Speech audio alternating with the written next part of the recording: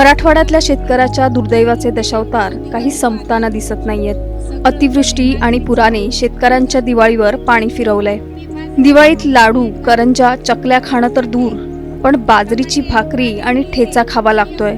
पिठात मीठ घालून बाजरीची भाकरी खाण्याची वेळ शेतकऱ्यांवर आलीये। आजच्या भाकरीवर दिवाळी साजरी करायची। टमाटे पाण्यात गेलेले आहे, बाजरी पाण्यात गेली, वाहून गेली, त्याच्यामुळं दिवाळी पाण्यात सगळं गेले। बाजरीची भाकरी मीठ घालून भाकरी करते।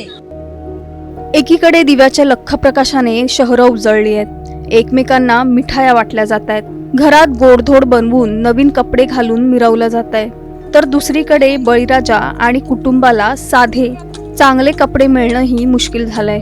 ना घरात पणती पेटलीये, ना दारात रांगोळी सजलीये।